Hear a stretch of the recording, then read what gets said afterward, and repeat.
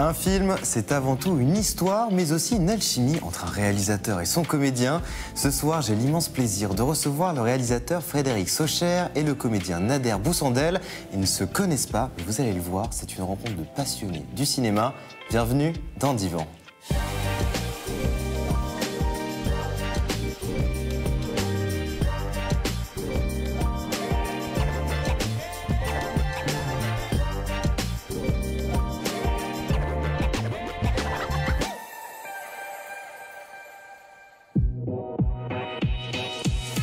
Impossible que vous soyez passé à côté de la carrière de Nader Boussandel.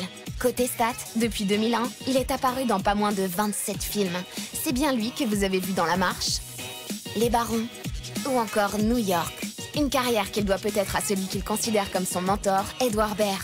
Et à ses côtés ce soir, Frédéric Socher. Socher, c'est un nom qui vous dit peut-être quelque chose. Et oui, Frédéric est bien le fils du philosophe et écrivain Jacques Socher. En revanche, c'est bien loin de papa que le Belge s'est épanoui. Précoce, il débute sa carrière dans le cinéma à 15 ans. 40 ans plus tard, le réalisateur aura tourné avec les plus grands. Serge Gainsbourg, Agnès Jaoui, Denis Podalides, Poulvord ou encore Géraldine Nakache. Frédéric et Nader nous racontent leur parcours ponctué d'anecdotes exceptionnelles. Bonsoir Frédéric, bonsoir Nader. Venez dans mon appart. Venez vous installer. Tiens, wow. Fred, tu peux te mettre ici à droite. Nader, tu peux te mettre à gauche. Bienvenue dans Divan. Très bel appartement. Merci beaucoup. D'ailleurs, un peu new-yorkais. Ah oui, c'est vrai. Ouais. Bon, vous le savez, le principe de cette émission, c'est de provoquer des rencontres. Est-ce que vous vous connaissez? Alors, on ne se connaît pas, on s'est connus effectivement il y a 5 minutes. Dans les loges, ouais. Dans les loges. Moi, je te connaissais sur l'écran, mais pas personnellement, mais on a des amis en commun, en fait. Ah bon? Oui. Oui.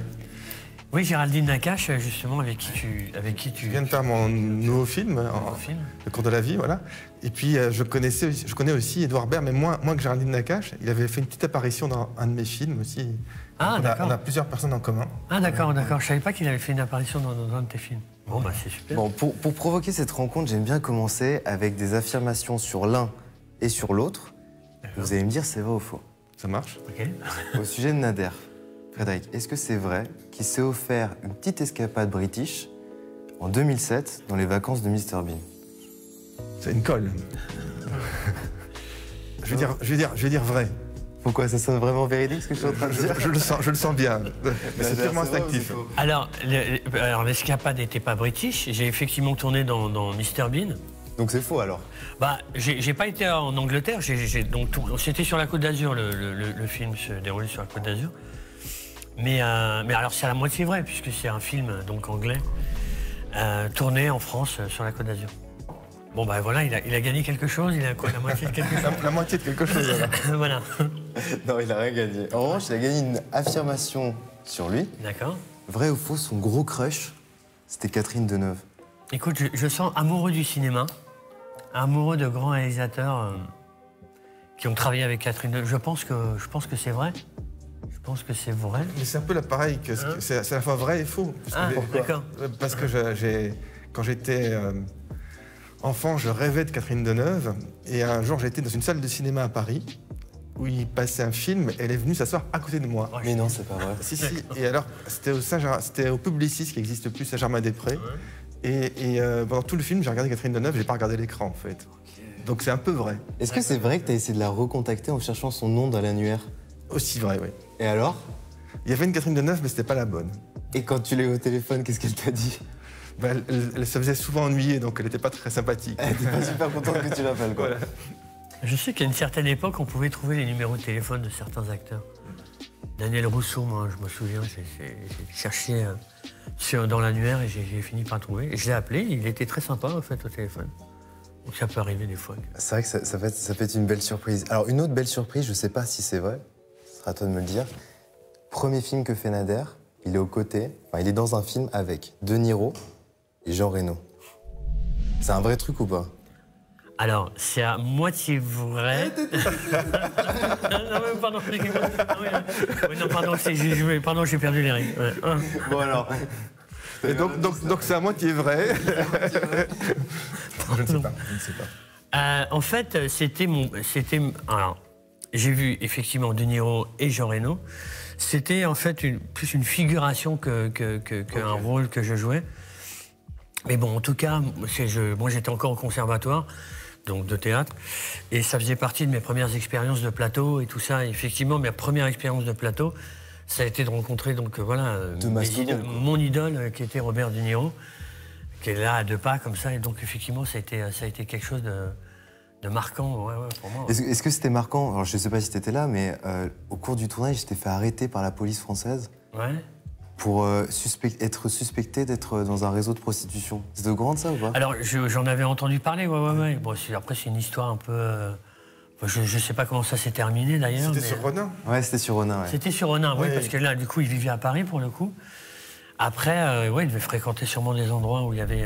Après, moi, je ne veux pas casser le mythe, mais... Je te rassure, c'était complètement faux, apparemment. Ah, il a juste été entendu en tant que témoin. En tant que témoin. Mais on l'a bien arrêté, en suspectant, mais effectivement, ils se sont rendus compte... Non, parce qu'après, je crois qu'il a eu en plus la Légion d'honneur. Son passage à Paris, ils en ont profité pour le filer quelques médailles aussi. Ouais. Bon, allez, une petite dernière, cette fois au sujet de Frédéric. À seulement 18 ans, il fait un court-métrage avec Gainsbourg dedans. À seulement 18 ans, il fait un court-métrage avec Gainsbourg dedans. Vrai ou faux? Je dirais vrai. C'est vrai. Alors, petite anecdote. Je rêvais de tourner avec Gainsbourg et j'appelle son agent naïvement à 18 ans. Il dit, mais monsieur, Serge Gainsbourg ne tourne pas dans les courts-métrages. Et donc, j'ai réussi à avoir son téléphone avec un petit indice. Il fallait l'appeler entre 17 et 18 heures parce qu'à l'époque, il n'y avait pas de portable. Et c'était avant qu'il sorte. Et je tombe sur lui et il me dit, rappelez-moi demain. Et ça a duré pendant 1 mois. Tous les jours, il me disait, rappelez-moi demain, rappelez-moi. Donc, je l'ai harcelé avec son consentement. Et au bout d'un mois, il m'a dit, bon, j'en ai marre, maintenant on va se voir. On s'est vu et il a tout de suite dit oui parce qu'il a vu que j'avais 18 ans. Il m'a dit, mais t'es un gamin, toi. Et puisqu'il aimait beaucoup les jeunes, il était touché qu'un jeune fasse appel à lui et il a accepté de travailler gratuitement dans mon court-métrage. C'est une belle histoire, hein, c'est joli. La fumée vient de la cigarette comme l'orgasme vient de la femme. C'est un court-métrage qui ne peut plus être diffusé aujourd'hui à la télévision. Pour quelle parce raison? qu'il est devenu politiquement incorrect alors qu'à l'époque, il ne l'était pas. Ouais. C'est assez amusant parce que c'est un court-métrage qui montre la séduction par la cigarette. Et donc aujourd'hui, notamment avec les lois, c'est impossible. Oui, avec la loi Evin. Et donc Gainsbourg était évidemment la personne idoine. Voilà. Mais c'était un mélange entre fiction et documentaire. Et si j'ai bon souvenir, au casting, il y a aussi un grand chanteur qui était Bernard Lavilliers. C'est le cas ou pas? Il y a Bernard Lavilliers, il y avait aussi Michael Lonsdal qui m'avait parlé de Ronin quand il tournait. Il tournait dans Ronin aussi. Voilà. Donc on a des connexions quand même qu'on découvre. Ouais, c'est un petit peu le petit monde du cinéma qui se rencontre à cette table. Ouais. Il est à la fois grand et à la fois petit, effectivement, dans les rencontres qu'on peut faire. C'était quoi votre premier job avant de faire tout ça? Mon premier job, j'en ai fait beaucoup, moi. T'as commencé par quoi? J'étais acteur, donc du coup, j'ai fait de la livraison de pizza, j'ai fait... Alors, celui le plus marquant qui m'a bien fait rire, qui m'a beaucoup inspiré après, par la suite, c'était les open space de télémarketing. Où t'appelles les gens? Où t'appelles les gens, ouais. Et donc, moi, je travaillais pour la maison Bayard, qui avait cette plateforme et tout ça, et on vendait donc des micelles pour les églises. Et donc, c'était assez fou, parce que, on était tous d'origine un peu musulmane. Alors, j'ai beaucoup appris, c'était bien, parce que, en fait, on fait connaissance avec l'autre religion. Et non, mais c'était drôle, parce qu'on avait des noms, français, enfin francisés, quoi. Et moi, donc, amoureux du cinéma, je m'étais appelé Mathieu Demy. Donc Mathieu Demy par rapport au comédien, et Mathieu, la Bible selon Matthieu, enfin voilà, j'avais mélangé en fait tout ça. Et c'était assez extraordinaire d'avoir des gens au téléphone et de leur vendre donc ces micelles pour qu'ils aillent prier le dimanche. Tu dirais que ça a travaillé ton éloquence? Ouais, un petit peu, parce qu'il fallait vendre malgré tout, hein, c'est quand même assez étrange. Expliquer aux gens que les églises étaient désertées, qu'il fallait reconquérir un peu... C'est un vrai rôle de composition. De composition, reconquérir un peu le terrain de la messe. Donc voilà, j'avais mes arguments, un argumentaire et tout ça. C'est incroyable ça comme histoire en vrai. Ouais. Et c'était assez amusant, ouais. C'était assez drôle. Ce que je trouve fascinant dans ce que tu racontes, c'est que moi, comme réalisateur, j'ai toujours admiré les acteurs. C'est pour ça que je veux faire des films, en fait. C'est pour tourner avec les acteurs que j'aime. Déjà dans les films des autres, quand on les voit et quand ils nous font rêver. Et je pense que les acteurs aussi, mais je parle sous ton contrôle, ils observent beaucoup. Et donc, il y a un travail d'observation. Et d'ailleurs, à tel point qu'on voit, on parlait de Niro tout à l'heure, quand on voit les films de Scorsese, par exemple, il y a comme un effet de mimétisme presque qui se ressemblent physiquement parfois, alors qu'ils ne sont pas du tout, en réalité, avec le même physique. Et donc il y a ce transfert entre le regard du réalisateur et le jeu de l'acteur. Et quand il y a cette rencontre, je trouve que c'est ça qui est vraiment magique dans le cinéma. Et le spectateur le voit à l'écran, quand il y a quelque chose qui se passe dans cette rencontre. C'est marrant, c'est vrai qu'avec... moi, c'est ce que je ressens avec Nabil, par exemple, Ben Yadir, avec qui on a fait Les Barons. Et plus tard, La Marche, après. C'est vrai qu'il y a cette relation-là, comme ça, qui fait que je me sens très à l'aise. Et je sais qu'il me connaît très, très bien. Et qu'il y a très peu... On n'a pas besoin de beaucoup de mots, en fait, des regards. Et puis... J'adore à chaque fois quand il me dit bon, vas-y, fais la rock'n'roll à un moment, donc la prise. Il me libère un peu de cet espace pour que je puisse m'exprimer. Et en général, on a toujours un petit peu cette connivence qui fait que ça marche et que ça match, quoi. Ouais, non, c'est une très jolie parenthèse. Du coup, pour revenir, premier job. Un premier job, j'avais 15 ans. J'organisais des soirées dansantes où je faisais payer tous mes copains. Ah ouais? Ça faisait de l'argent de poche. Avec cet argent de poche, je commençais à faire des films super vite. Parce que déjà, j'étais passionné par le cinéma et donc j'ai tout claqué, tout mon argent de poche pour faire mon premier film amateur, qui a eu un prix dans un festival amateur. Et petit à petit, c'est comme ça que j'ai continué après à faire des films. Tu étais aussi passionné de jeux de société, de ce que j'ai cru comprendre.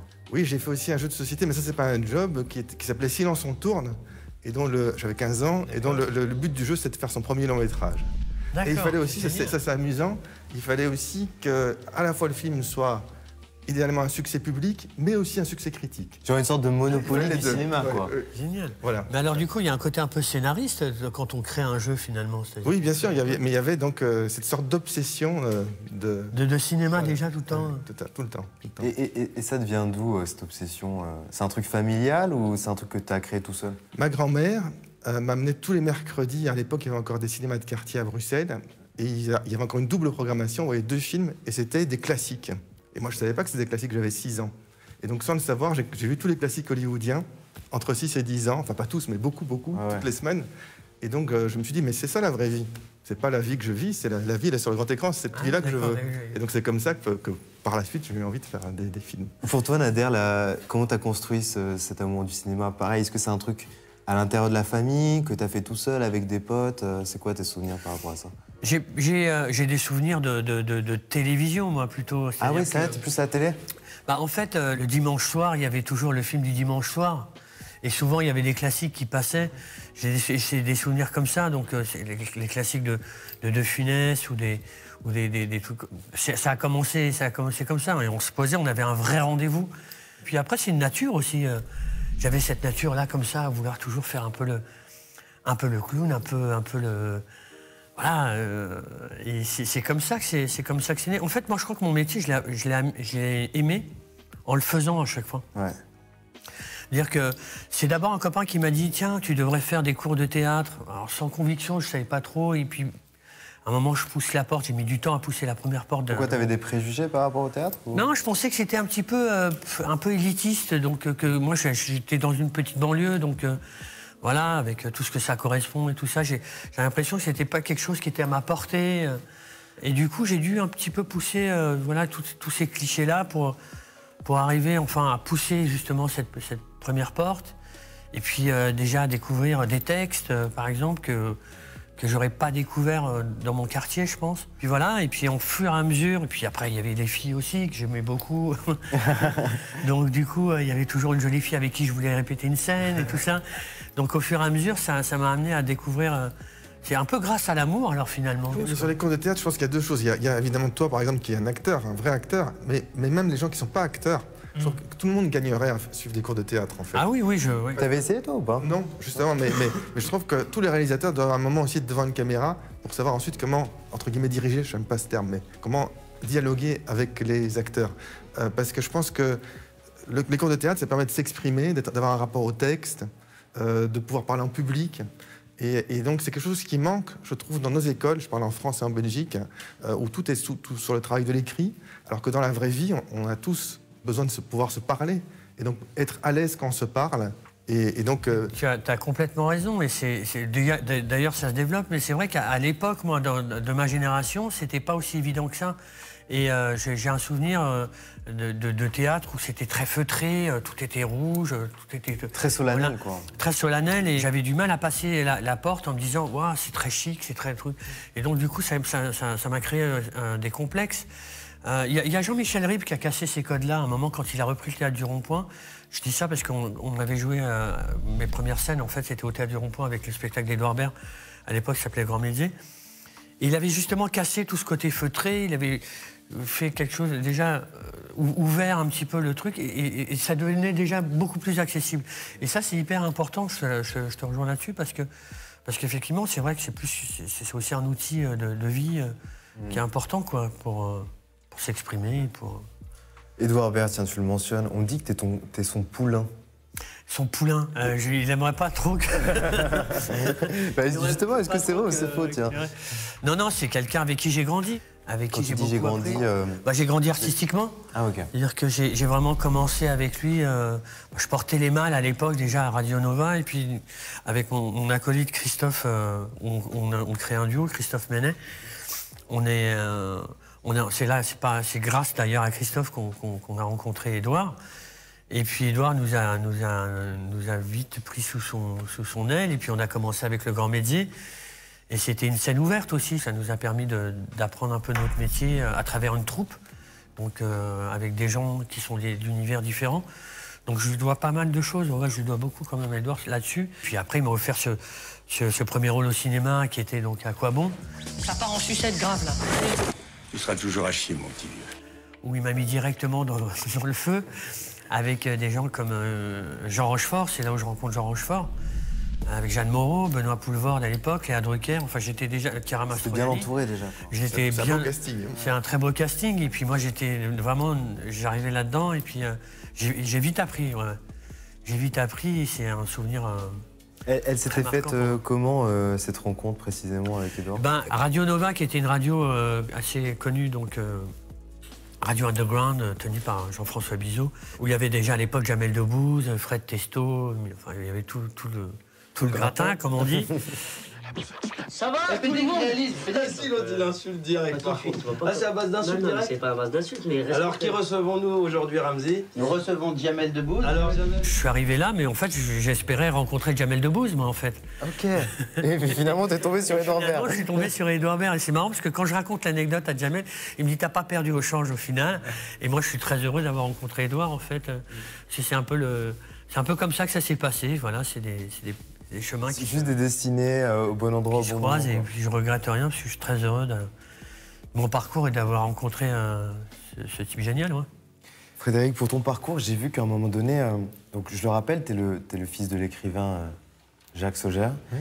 Tu as eu envie de t'émanciper un peu de ce nom en allant à Paris. Et tu débarques dans un quotidien le quotidien de Paris. J'ai travaillé un petit peu au quotidien de Paris, oui, c'est vrai. Et c'était quoi ça? C'était avant de refaire du cinéma ou... Non, je faisais des études de cinéma. Enfin, j'étais à l'INSAS à Bruxelles, puis j'ai décidé de quitter l'INSAS, qui est une école de cinéma un peu comme la FEMIS en France. Et je me suis inscrit à l'université, et en parallèle, je faisais des jobs pour gagner de l'argent de poche, encore une fois, mais toujours avec le but de faire des films. Dès 15 ans, je savais que je souhaitais devenir réalisateur, en fait. Et déjà, au quotidien, tu chroniquais du cinéma? Non, pas du tout. Tu chroniquais la Coupe du Monde 86? J'ai fait ça. D'accord, ok. Oui. Raconte-moi un peu, c'est quoi cette histoire de Coupe du Monde avec la Belgique? Je vois que tu es bien renseigné. je bosse mes fiches. Alors. Eh bien, donc, j'étais censé être correspondant belge, mais ça a duré encore une fois très peu de temps pour le quotidien. Et donc, quand il y a eu l'équipe de foot belge qui était en quart de finale, il y avait une effervescence sur la Grande Place et ils m'ont demandé de faire un papier sur ce qui se passait à Bruxelles. Voilà. Ok. Et t'étais où? J'étais à Paris. Alors, qu'est-ce que tu as fait? Donc j'ai fait ce que ne devrait jamais faire aucun journaliste. J'ai acheté tous les journaux belges et j'ai commencé à délirer en faisant de l'interprétation. Voilà. Mais c'est pas bien là de revenir. Enfin, il y a prescription. Je ferai plus ça aujourd'hui. Moi, je trouve ça très ingénieux en tout cas. Il y a même un journal belge qui a repris le titre que j'avais écrit dans le quotidien de Paris. Tu vois. Non, mais je trouve que c'est une réussite, moi. Le talent a payé au final. Le talent d'écriture. Le talent de conteur. Du coup, ton premier film, ton premier long métrage. Tu décides de le lancer quand? Après tes études ou tu fais encore un peu des trucs en parallèle? Donc, grâce au court-métrage que j'ai fait avec Gainsbourg, ce film a eu beaucoup de répercussions, puisqu'il a été multidiffusé à la télé. Toutes les télés à l'époque l'ont diffusé. La Warner, la grande majeure compagnie américaine, la filiale en France et en Belgique l'ont pris en avant-programme. Ils ont décidé de tirer 3000 copies en 35 mm à l'époque du film. Et donc, je me suis dit que je vais tout de suite passer au long métrage après. C'est là où ça a commencé à devenir plus compliqué. Est-ce que c'est au niveau de l'écriture? Parce que j'imagine qu'écrire un court et de passer un long, ça change beaucoup de choses. Alors, il y a plein de choses à dire là-dessus, mais je pense que j'ai péché par naïveté, puisque j'étais jeune, et donc j'étais plein d'allant et à vouloir aller de l'avant. Et donc, je me suis associé avec des producteurs j'ai commencé mon premier long-métrage quand j'avais 23 ans. Ouais, donc super. Et au bout de 4 jours de tournage, ils sont partis, les producteurs, avec l'argent du film. et voilà, donc ça te fait tousser. Et donc, qu'est-ce qu'on fait quand on se retrouve à 23 ans comme ça? Parce que le monde du cinéma, d'abord, je tiens à dire, là, je viens de faire mon 5e long-métrage, et donc c'est un privilège. Donc on n'a pas le droit de se plaindre quand on fait des films. Voilà, tout le monde n'en fait pas, et donc dès qu'on en fait un, c'est déjà une chance. Oui, et puis c'est ton bébé aussi, voilà. Quand tu l'écris. Mais néanmoins, c'est pas parce qu'on dit ça que il n'y a pas un combat, c'est comme un sport de combat en fait, faire des films. Ah oui. Et donc, il y a plein de cinéastes, même les plus talentueux, même les plus connus, qui ont des projets qui ne se font pas. Il y a plein de films qui sont des échecs commerciaux, et donc du coup, le réalisateur, après, il a plus difficile à faire son film suivant. Et encore plus aujourd'hui, où il y a plein de concurrence sur plein d'écrans qu'auparavant. Et donc, quand on commence à 23 ans à avoir un film avorté, c'est pas bon signe. Ouais. Donc, il n'y a pas beaucoup de personnes qui auraient misé cher pour la suite. Et moi, je me suis dit, non, je vais continuer quand même. Et je suis reparti sur un autre projet. Voilà, et c'est lequel, ce projet, alors? D'abord, j'ai refait un court-métrage, donc je suis revenu en arrière, avec un casting magnifique, puisque c'était avec Annie Cordy qui avait accepté d'y jouer. Mais à chaque fois, mais tous les deux, hein, à chaque fois, vous sortez... Il y a du name-dropping à souhait, quoi. À chaque fois, c'est des acteurs ou des actrices qui sont dans votre entourage, c'est incroyable. Non, mais qu'on ne le fait pas exprès, quoi. Ah oui, c'est votre aura qui les ramène. Je voulais rebondir sur ce que tu disais, sur le fait de revenir à chaque fois en arrière. C'est que c'est jamais gagné, en fait. Il y a toujours quelque chose à recommencer. Enfin, en tout cas, dans le métier d'acteur, j'ai jamais considéré qu'à partir du moment où on arrivait à un niveau, c'était de l'acquis. Ça, je l'ai appris en faisant ce métier, et je trouve ça très intéressant ce que tu dis par rapport au fait que, effectivement, à 23 ans, c'est vrai que c'est jeune, et il aurait pu arriver aussi le fait que tu le fasses. Et une autre histoire se serait racontée. Ouais. Voilà, mais c'est très inspirant. Et donc, du coup, tu repars à zéro avec un nouveau court-métrage. Donc, après, derrière ce court-métrage qui marche bien, j'ai de nouveau repartir sur un long-métrage. Le nouveau long-métrage que je vais faire était très difficile à faire. J'ai même écrit un livre sur le sujet qui s'appelle « Main basse sur le film », ça veut tout dire. Et donc, de nouveau, j'arrive finalement à faire le long-métrage, mais ça se passe très mal, très mal. Qu'est-ce qui s'était passé, du coup, à ce moment-là? Il n'y avait pas assez d'argent, c'était un tournage en Grèce. L'acteur principal, voyant que ça se passe mal, a voulu, c'est la seule fois où j'ai eu un problème avec un acteur. Et je ne pouvais pas imaginer avoir un problème avec un acteur, parce que moi j'aime les acteurs avec qui je tourne. Il a voulu prendre ma place comme réalisateur. Et donc il y a eu un combat homérique pour qui terminerait le film. C'est moi qui l'ai terminé, mais en son absence, puisqu'il ne voulait plus tourner avec moi. Donc on a dû changer le scénario. Donc j'ai écrit un livre là-dessus. Ah mais ça c'est extraordinaire. Et donc là encore, un premier long-métrage qui s'arrête au bout de 4 jours, le long-métrage que je fais, que je vais jusqu'au bout, se passe très mal. Donc une nouvelle fois, je me dis, c'est pas possible, tout va s'arrêter. Il s'appelait comment ce long-métrage? Il s'appelait Regarde-moi. Ok. Et donc là, j'ai la chance d'avoir un producteur belge qui s'appelle Hubert Toin, qui vient me voir en me disant, j'ai appris ce qui s'est passé, je trouve pas ça juste, est-ce que t'as pas un projet? Alors peut-être pas un long-métrage de fiction, parce que peut-être ça n'aura pas facile de trouver de l'argent pour un nouveau film de fiction, mais un documentaire, t'as pas une idée? Je lui ai proposé un documentaire qui s'appelle Cinéaste à tout prix. Ah, c'est génial ça en plus. Est-ce que tu peux nous expliquer le pitch? Et oui, c'est sur 3 réalisateurs belges, et donc forcément je m'identifie à eux, qui tournent à tout prix, donc tu vois. Mais sauf que eux, ils tournent dans des conditions totalement non professionnelles. J'étais fasciné par leur énergie, leur capacité à réunir autour d'eux plein de personnes qui les suivaient sur un long métrage, parce que c'est pas la même chose de faire un long qu'un court. Bien sûr, et sur plusieurs longs métrages, c'est-à-dire sur des années et des années, des pans de vie entiers consacrés à leur passion. Donc je fais un documentaire sur eux, auquel accepte de participer notamment Benoît Poelvoorde, parce qu'il était aussi fasciné par ces cinéastes. Et c'est comme ça que le film, qui était au début prévu pour être un documentaire qui devrait passer à la télévision, se fait retenir en sélection à Cannes. Et donc, moi qui, 3 ans auparavant, étais au fond du trou en me disant « je ne vais plus faire de cinéma », 3 ans après, se retrouve à Cannes. C'est entre guillemets qu'un documentaire, mais avec un film quand même qui va à Cannes. C'est génial, c'est génial. Et donc voilà, donc c'est des montagnes russes comme ça qui se succèdent. Bah c'est génial comme mais d'ailleurs je ne connais pas le documentaire, il faut absolument que je vois ça. Je suis ravi de rencontrer. Mais réciproquement. Ah ouais. Parce qu'en plus, oui, les cinéastes, il y en a un qui était plombier, qui s'amusait juste à faire ses films. C'est bien ça. Il y avait un maçon, ouvrier maçon. Oui. Enfin, il était tout son argent. Il disait je fume pas de cigarettes parce qu'avant je fumais, mais ça coûte trop d'argent, donc il faut que l'argent aille dans les films. Il y avait un projectionniste d'exploration du monde qui était et il y avait un professeur de lycée. Et tous les trois, voilà, faisaient des films. Alors il y en a un qui faisait que des films de guerre avec des explosifs et des balles à tir réels. Ah mais j'ai envie de... Je veux voir ça. Je veux voir ça. Tant et si bien que Thierry Frémaux, le délégué général du Festival de Cannes, que je ne connaissais pas du tout, un jour m'appelle pour me dire que le film était retenu à Cannes, mais il me dit « Avant de vous donner une bonne nouvelle, j'ai une question à vous poser. Votre film, c'est un documentaire ou une fiction ?» Parce qu'ils pensaient que tout pouvait être fake, en fait. Parce qu'ils sont tellement fous dans leur univers que j'aurais pu complètement... Et en fait, tout est vrai. C'est dingue, incroyable. C'est génial. Bon, je vous propose qu'on continue de parler cinéma, mais bon, dans le canapé, plus confort. Ah bah d'accord, montre-moi... Allez, let's go, parce que l'émission s'appelle Divan, pas à la table. On te suit dans ton appartement. Prenez... Oui, suivez-moi dans mon appartement. Nader, tu peux te mettre à gauche. Allez. On était en train de parler... de cinéma et aussi cette anecdote de la relation entre l'acteur et le réalisateur. Toi, Nader, c'est... alors, on l'a compris, Nabil, tu adores bosser avec lui, mais est-ce qu'il y a un autre réal avec qui tu as une relation particulière? Bah, pour le coup, avec Édouard, j'ai aussi forcément cette relation-là. Quand j'avais fait mon premier film, À quoi bon, il y avait aussi ce truc, cette connivence qui existait. Et puis après, ça s'est reproduit un peu au théâtre.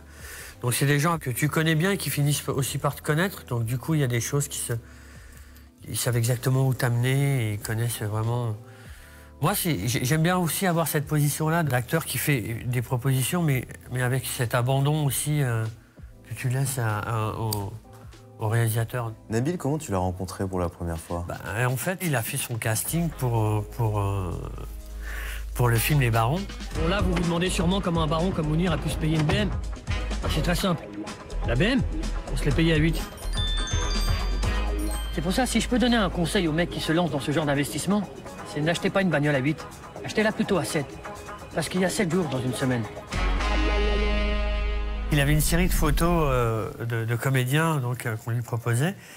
Et ma photo était floue. C'était la seule photo qui était floue. Et il dit, je veux voir ce mec. Et en fait, la photo floue, on s'est rencontrés comme ça, on a fait plusieurs essais. On s'était rencontrés en 2009, le film a mis le temps de se financer, tout ça. On avait fait une sorte de petit teaser, je trouve ça d'ailleurs une très bonne idée, pour annoncer le film et aussi, à mon avis, pour trouver des sous pour pouvoir le faire. Et donc, on a eu le temps, du coup, de se rapprocher, de se connaître Et puis après, moi, il y avait comme une évidence aussi, déjà par rapport à l'histoire qu'il racontait, j'avais l'impression que c'était aussi la mienne. Pourquoi? Alors, pour ceux qui ne l'ont pas vu, rappelle-nous Les Barons. Alors, Les Barons, en fait, c'est l'histoire de 4 glandeurs, quoi. C'est des amis. Alors, ça se passe à Molenbeek, mais ça aurait pu se passer aussi dans mon quartier, genre en banlieue parisienne. Et puis voilà, c'est un code, en fait, Les Barons. C'est un cercle qui se crée en s'autosuffisance de glandes, de manque d'ambition, de tout un tas de choses. Et puis bon, c'est amusant un temps, et puis il arrive un moment où quand on commence à grandir et quand on commence peut-être à tomber amoureux de quelqu'un, et dans le film, l'histoire commence un petit peu comme ça, parce que Hassan, donc mon personnage, est fou amoureux de cette présentatrice télé qu'il connaît en plus. Et donc il a envie qu'elle le regarde avec un autre regard que celui du glandeur, quoi. Et donc il a un peu plus d'ambition que les 3 autres copains, et puis il veut monter sur scène, et puis il veut faire tout un tas de choses, il veut sortir un petit peu de ce ghetto, entre guillemets. Mais on va pas le laisser faire parce que c'est une forme de trahison quand on part d'un truc, c'est-à-dire tu nous abandonnes, tu nous laisses là dans notre coin, dans nos glandes, alors c'était un pacte. On s'était dit qu'on resterait comme ça tout le temps, mais non, finalement. Et c'est ça qui est beau aussi dans ce film-là, c'est que c'est à la fois une comédie, mais il y a aussi tout cet aspect dramatique de fait de... Voilà, c'était une jolie histoire, mais les gars, il va falloir qu'on se secoue et qu'on se bouge et qu'on aille un petit peu plus loin. Alors donc, que les murs de béton, quoi. Mais alors dans quelle mesure tu te retrouves là-dedans? Tu disais que ça avait une évocation avec ton histoire. Bah, Parce que moi, j'ai grandi aussi dans un quartier populaire et que j'avais envie aussi de pousser les murs de ce quartier-là. Donc j'ai découvert, j'ai rencontré des gens qui, comme je te disais, en voyant faire un petit peu le pitre et le clown, me dit mais tu sais quoi, tu devrais peut-être aller monter à Paris, aller voir pousser cette porte-là, aller au théâtre, voir un petit peu ce qui se passe. Et puis c'est comme ça que ça s'est fait. Et puis j'ai rencontré des gens, j'ai été au conservatoire du 10e arrondissement pour rencontrer des gens d'un autre univers déjà. Ça commence déjà beaucoup par là. Hein. Ouais, des gens qui n'habitent pas le même quartier que toi, qui ne parlent pas de la même manière que toi. Un autre décor, déjà Paris c'est déjà un autre décor, alors que j'habitais à 20 minutes de Paris, c'est ça qui est fou. Donc voilà, je me suis tout de suite senti attaché à ce personnage. Hein. Ouais, ce qui est génial avec le cinéma, c'est ce côté résonance avec nos vies. Et je me suis demandé, j'ai vu ton dernier film, Frédéric, qui s'appelle Le cours de nos vies. En fait, pour moi, ça parle que de ça, au final. Est-ce que c'est comme ça que tu l'as vu? Parce que le pitch, au final, on voit le personnage joué par Annie Jaoui qui débarque dans une école de cinéma pour donner un cours sur le cinéma, expliquer comment on peut s'inspirer de nos histoires pour écrire des personnages et des scénarios. Est-ce qu'au final, le cinéma, c'est pas que ça, raconter juste nos vies et pas forcément inventer? C'est comme ça que je l'ai un peu vu. J'étais très heureux de cette rencontre, puisqu'on parlait de rencontre avec Agnès Jaoui, puisque je l'admire comme actrice, mais elle est aussi scénariste et réalisatrice. Et puis bien sûr, on a tous en mémoire le duo qu'elle a fait pendant très longtemps avec Jean-Pierre Bacri. Et donc, ce pourquoi je pense qu'elle a accepté le film, c'est parce que, pour rebondir sur ce que tu disais sur les barons, c'est qu'évidemment, ça faisait aussi écho entre ce qu'elle a vécu, puisqu'elle est elle-même dans cette dimension-là. Mais la vraie ambition du film, c'est surtout pas de faire un cours de cinéma ou de scénario, c'est de comprendre qu'on est tous auteurs dans notre vie, en fait. Et que tous, on peut s'inventer des histoires. Et dans le personnage qu'interprète Agnès Jaoui, petit à petit, elle va révéler sa propre vie. Et on va voir les échos qu'il y a entre sa propre existence et ce qu'elle raconte. Et tout à coup, il y a une grande histoire d'amour qui va remonter à la surface. Et la personne qui l'a invité à donner des cours, qui est interprétée par Jonathan Zakaï, qui est un acteur belge, bien tout à coup, on comprend qu'il ne l'a pas invité pour rien, qu'ils ont des comptes à régler tous les deux. Et donc on se demande, comme dans un jeu de piste, comme spectateur, qu'est-ce qui va se passer entre eux ou pas? Pourquoi ils se retrouvent 30 ans après avoir vécu une grande histoire d'amour tous les deux? Et il y a une spectatrice qui est là aussi. En plus des étudiants, c'est Géraldine Nakache, qui travaille dans cette école et qui va être un peu le double du spectateur, parce qu'elle va comprendre qu'il y a quelque chose de pas très net qui se passe entre les deux, qu'il y a du sous-texte, du non-dit. Et voilà, donc c'est une grande histoire d'amour. Et surtout, ce qui m'intéresse le plus, c'est qu'au cœur de toute ma vie, c'est un film sur la transmission. Parce que les élèves, aussi les étudiants, j'ai pris un immense plaisir à travailler avec des jeunes comédiens. Et je trouve ça formidable quand il peut y avoir plusieurs générations qui se rencontrent. Mais alors comment elle t'est venue cette idée? Est-ce que ça a une résonance personnelle? Cette idée elle est venue parce que j'ai eu un coup de cœur sur un livre qui est écrit par Alain Lérac, qui va être le scénariste du film. Et donc je lui ai proposé d'adapter son livre. Son livre, c'était un livre qui s'appelle... Alors j'aime beaucoup mieux le sous-titre que le titre. Le titre, c'est Atelier d'écriture, donc c'est un peu large. Mais le sous-titre, c'est 50 manières d'écrire un scénario sans rater sa vie. Donc je préfère largement le sous-titre. Et c'est un côté un peu Woody Allen. Et donc je me suis dit, si on rajoutait une histoire, parce que dans son livre, ce qui est très particulier, c'est qu'il raconte par exemple l'histoire de son frère qui est mort d'un cancer quand il était jeune et à quel point ça a influencé sa propre vie de scénariste. Donc comment nos vies inspirent nos créations en fait, ou nous marquent. Si tout le monde n'est pas artiste, et tant mieux. Mais tout ce qu'on vit, forcément, laisse des empreintes. Et ça fait écho aussi à Agnès Jaoui, je pense, parce que quand elle joue dans le film et qu'elle parle de son frère qui est mort, moi j'entends qu'elle parle de Jean-Pierre Bacri, par exemple. Je sens ça. J'en ai jamais parlé avec elle, mais je sens qu'il y a un écho qui se fait. Et donc c'est pour ça que ce qui est très particulier, ce que je trouve magique, dans les histoires d'amour, par exemple, ou dans les histoires familiales, où on a tous, à un moment, c'est la vie, un être cher qui disparaît, un grand-parent ou un parent. Et chaque histoire est différente, et en même temps, chaque histoire est pareille. Et je pense que ce qui est formidable, c'est qu'on peut aller dans une très grande singularité. Là, on parlait de Molenbeek, par exemple, pour les barons. Et en même temps, ça peut parler aussi bien aux banlieues de Paris, comme tu le disais. Et donc, mais c'est parce que ça part d'un lieu précis que ça devient universel. Et c'est un paradoxe. Mais je pense que c'est en ancrant, et c'est vrai aussi, je parle sous ton contrôle, je pense, pour un un personnage pour un acteur, c'est parce qu'il joue un personnage en particulier qui a ses propres émotions, qui pourra être universel, alors qu'il est dans on est dans la subjectivité de ce personnage. Donc, autrement dit, il n'y a rien de pire que de vouloir parler à tout le monde parce qu'on parle à personne. Donc, il faut ancrer son histoire. Et là, l'histoire qui compte pour moi, c'est la transmission à travers ce que raconte Agnès Jaoui. Il y a un truc qui est hyper intéressant dans ce que dit le personnage d'Agnès Jaoui, qui dit que lorsque l'on fait son scénario, on fait un peu sa propre thérapie. Alors, c'est pas mot pour mot comme ça qu'elle le dit. Est-ce que toi, en jouant, tu as fait ta propre thérapie en découvrant un personnage? Parce que je vois qu'il y a la marche. Oui, il est là, je l'ai regardé hier, je l'avais en Blu-ray à la maison. Je me suis mis sur la PS5. En fait, ce film, je l'ai vu à sa sortie.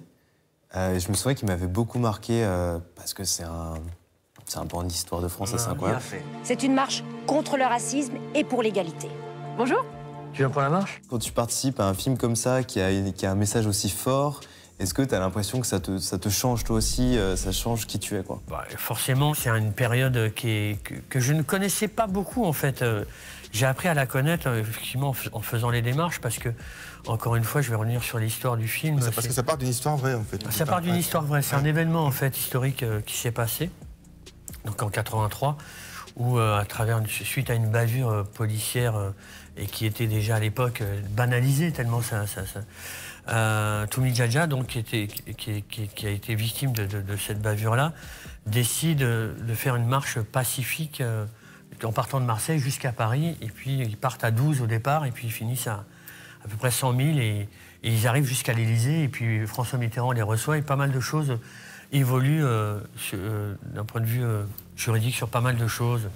Alors déjà, j'ai appris ça en sortant ce scénario du tiroir d'une copine à moi qui avait commencé à travailler dessus 10 ans auparavant. Donc c'est totalement par hasard que tu retrouves cette histoire? En fait, oui, puisque elle me dit, voilà, la marche des beurs et tout ça. Je dis, ouais, j'en ai entendu parler, j'avais peut-être 8 ans à l'époque. Et elle me raconte l'histoire comme là on se raconte des histoires. Et je dis mais c'est parce que j'adore quand on me raconte les histoires. Et je dis mais c'est extraordinaire, mais ça a existé, c'est ça, j'en étais presque là, quoi. Et elle me donne les détails de cette bavure, de ça a commencé, ils étaient 10, et puis après Toumi Djadja, à l'époque le film Gandhi sortait au cinéma, et donc ça l'avait inspiré, il voulait vraiment faire quelque chose de pacifique. Et puis il y avait une sorte de romantisme en fait à l'intérieur de tout ça, et je me suis dit waouh. Mais il faut absolument déjà qu'on fasse un film de ça, déjà pour créer un objet, pour l'histoire, pour la transmission, justement, transmettre, parce qu'on apprend beaucoup aussi par le vecteur du cinéma, de l'histoire de France et tout ça. Donc du coup, je prends le scénario à Nadia et je dis, écoute, voilà, je connais Nabil, qui est un réalisateur super avec qui j'ai fait Les Barons, et puis Hugo Sélignac, qui était un jeune producteur à l'époque, qui maintenant est devenu un énorme producteur, et je suis ravi pour lui. Et c'est son premier film en plus, donc en production. Et puis on se bat, on y va, et puis voilà, et le film existe, et là tu l'as sur ta table. Je suis très fier d'avoir initié en tout cas ce tournage, ce truc-là, parce que j'ai l'impression dans mon métier d'avoir fait quelque chose, voilà. D'avoir fait mon métier que j'adore, qui est le cinéma, mais aussi d'avoir accompli un truc où dans un souci de transmission. Via mon métier, d'avoir filé la perche. Mais tu sais, mes grands-parents sont d'origine algérienne. Ouais. Et en gros, ce qu'ils ont répété à ma tante et à ma mère toute leur jeunesse, c'est « on se fait discret ». Ouais. On ne fait pas de vagues, etc. Donc c'est exactement ce que disent les parents des jeunes dans le film. Oui. Est-ce que toi, c'est quelque chose que tu as entendu quand tu étais plus jeune? Ah ben moi, j'ai grandi même avec ça. C'est-à-dire que mon père et ma mère, enfin mon père surtout, m'engueulait à chaque fois que je parlais mal à un policier, alors que lui n'était pas forcément très sympa avec moi, ou surtout avec mon père. Mon père, il était absolument hors de question que je réagisse ou que je sois... pour lui, c'était... Non, on la ferme, et ça a été une rage aussi qui a été en moi longtemps. Il n'y a pas que moi, il y en a eu plein. Bon, après, forcément, on conjugue avec ça, et puis on finit par comprendre, et puis heureusement, les choses commencent à évoluer. Ça existera toujours, hein, ça, c'est pas le... Mais à l'époque, c'était beaucoup plus flagrant et beaucoup plus fort, quoi. Tu l'avais vu ce film ou pas? Bien sûr. J'avais vu Les Barons et La Marche. Merci beaucoup, vraiment. Je trouvais ça dingue, en plus, maintenant, a posteriori, peut-être que je me trompe, tu me le dis, Frédéric, parce que j'ai l'impression que c'est un truc très français, ça. Mais c'est français, en fait. Et je trouvais ça dingue que ce soit un réalisateur belge qui s'occupe de ça. Ouais, c'était ça aussi. C'était en fait, et après c'est une histoire aussi universelle. C'est-à-dire qu'au-delà de l'événement qui était en France, ça parle à tout le monde. C'est ça aussi qui était intéressant, c'est d'y mettre un petit peu tout le monde dans l'affaire. Pour revenir à la question qui nous a lancé dans cette discussion, que j'ai envie maintenant de t'envoyer, je parlais de thérapie. Toi, quel film a été une sorte de thérapie pour toi et qui t'a aidé, par exemple? Est-ce que tu as eu ça? Tu veux dire dans les films comme spectateur ou comme réalisateur? Les deux. Mais comme spectateur, tous les films. Parce que je pense, non, tous les films que j'aime. Pas tous les films. Je savais que t'allais répondre un peu. Parce que je pense qu'on a tous besoin de films, en fait. Avant que le cinéma existe, c'était autre chose. C'était le théâtre, c'était en Afrique les griots. Et on a tous besoin de se raconter des histoires. Je pense que c'est une spécificité de l'être humain, en fait. Ce besoin de l'imaginaire. Qu'est-ce que serait ennuyant la réalité si on n'avait pas d'histoire à se raconter? Et quand on fait un film, par contre, c'est toujours, je ne sais pas si le mot thérapie est le bon, mais une nécessité. Il faut vraiment avoir un moteur quand on est réalisateur ou réalisatrice. Je pense que tous les cinéastes sont pareils. Ça demande tellement d'énergie. Et alors là, ce qui est magique, c'est quand ça se passe bien. Parce qu'on parlait de mon premier long-métrage en Grèce qui s'était mal passé. Et là, par contre, le film que j'ai fait, mais j'étais bien entouré. C'était un bonheur. Et donc, quand c'est un bonheur... Alors, c'est pas pour ça que le film est réussi ou pas, d'ailleurs. Parce qu'il peut y avoir des tournages très heureux qui ne donnent pas forcément des grandes réussites artistiques. Et inversement, il y a des exemples célèbres dans l'histoire du cinéma de tournages cauchemardesques et qui sont devenus des chefs-d'œuvre de l'histoire du cinéma. Donc, il n'y a pas de lien automatique. Mais quand même, c'est plus agréable. Moi, je ne suis pas maso. Et donc, je préfère être avec des gens que j'aime, qu'on se réunisse tous ensemble pour faire des films. Et quand on arrive à raconter une histoire et qu'en plus, ça peut intéresser le public... c'est quelque chose qui est... Je ne sais pas si c'est une thérapie, mais en tout cas, c'est important. En tout cas, il y a un truc qui est sûr, il y a un truc que j'ai adoré dans le film, que j'ai trouvé hyper réussi. Et c'est juste un petit détail, c'est que tu passes en 4/3 dès que Agnès Jaoui fait sa présentation. Et je sais pas, il y avait un truc du coup hyper immersif. Et j'avais l'impression d'être un de ses élèves sur le banc de l'école qui était en train de l'écouter. D'ailleurs, en parlant de banc de l'école, est-ce que toi, tu donnes toujours des cours à la Sorbonne? Oui, je plaide coupable. Enfin, on n'en a pas parlé jusqu'ici, mais chacun trouve son moyen. Parce que moi, je vais faire un grand aveu. Je ne sais pas si c'est à mon avantage ou pas, mais je n'ai pas réussi à gagner ma vie comme cinéaste jusqu'ici. Et donc, en fait, je gagne ma vie avec le plus beau métier du monde, après celui qui est de participer à des films, c'est d'être enseignant. Et donc, je transmets à des étudiants. Et donc, effectivement, j'enseigne le cinéma. Et donc, c'est tout à ton avantage. Moi, du coup, Agnès Jaoui, c'est aussi un peu toi, quoi, dans ce film. Il y a forcément des choses, mais le plus important, c'est que ça parle, pour moi, quelqu'un qui n'a qu'une référence cinématographique, par exemple, et qui va voir le film, il faut que ça puisse lui parler. Ça, c'est, en tout cas, un souci que j'ai en permanence. Il ne faut vraiment pas être élitiste et être pour un ghetto culturel. Pour moi, le cinéma, c'est un art populaire qui doit parler à tous. Le but, c'est de parler de choses, y compris complexes, de manière simple et accessible à tous. Tout à fait. Bon, on l'a dit, donc ce film va bientôt sortir. Toi, c'est quoi ta prochaine actu? Alors, j'ai fait... je voulais en parler aussi J'ai fait une mini-série sur Instagram, sur les réseaux sociaux, qui s'appelle L'Ascenseur, la série. Ça vous dirait de vous faire un ciné samedi après-midi? Samedi? Ah bah oui, bien sûr, avec plaisir. Vous aimez bien les dessins animés? Oui, j'adore ça. Bon, après, moi, je serai pas là parce que je déteste les dessins animés, mais la petite, elle va être tellement contente d'y aller avec vous. Merci beaucoup. Ça a démarré sur un malentendu, un accident et tout ça, et puis on s'est aperçu que ça avait énormément de succès. Ok. On vient d'attaquer la saison 3, on a presque 40 millions de vues. C'est trop bien, ça. C'est énorme, ouais. Et c'est avec donc, ma copine Rebecca Hazan, comédienne avec moi, qui est formidable, et Stéphanie Vasseur, donc, qui est auteur et qui réalise ce petit truc-là. Et on a des petites ambitions, enfin, j'espère qu'elles vont devenir grandes. On a écrit une pièce de théâtre à partir de cette idée, ouais. Cette idée. Et puis voilà, on est en attente. Où est-ce qu'on peut voir? Sur quel Instagram? Alors, sur Instagram, ça s'appelle L'Ascenseur, la série. Ok, ça marche. Le temps passe super vite. Ouais. Déjà, ça fait un bon petit moment qu'on discute. Mais en tout cas, c'était un super moment. Pareil pour moi. Alors justement, j'allais vous poser la question, c'est la question que je pose à tout le monde. C'est qu'est-ce que vous avez retenu de l'un de l'autre? Eh ben, moi, j'ai appris à connaître quelqu'un qui est amoureux du cinéma, déjà. C'est vrai qu'il tu transpires ça, quoi. Qui est amoureux du cinéma, qui est d'une humilité et d'une gentillesse. Tu vas me faire rougir, là. Non, vraiment. Tu vas rougir, déjà. Et puis voilà, c'est une très belle rencontre. Très belle rencontre. Mais moi, je vais profiter de ce moment pour te dire que j'ai vraiment envie qu'on travaille ensemble. Parce que, évidemment, je connaissais déjà, puisque j'ai vu plusieurs films dans lesquels tu as tourné, donc je connaissais ton travail de comédien, mais c'est pas suffisant. Je pense qu'il faut qu'il y ait une rencontre humaine aussi. Ouais. Je pense que c'est les deux. C'est vrai. Et donc c'est à la fois l'envie de travailler avec quelqu'un parce qu'on l'a vu jouer, mais aussi est-ce que le courant passe ou pas. Ouais. Et c'est un mystère d'ailleurs parce que parfois ça passe pas et c'est pas grave non plus. Mais voilà donc. Avec plaisir en tout cas. Si ça se fait, je vous réinvite pour la sortie. Grâce à l'émission. Écoute, si ça se fait, si vous sortez un film ensemble, vous revenez ici. Ah bah écoute, on sera en. Et je vous refais des affirmations et je vois si vous savez tout sur l'un et sur l'autre alors. D'accord, si tu veux. Bon, merci à tous les deux d'être venus, ça m'a fait vraiment plaisir. Vraiment super. Quant à vous, je vous le dis, rematez La Marche, allez voir Le cours de la vie et on se retrouve très bientôt pour un nouvel épisode de Divan 52 sur Pix Plus.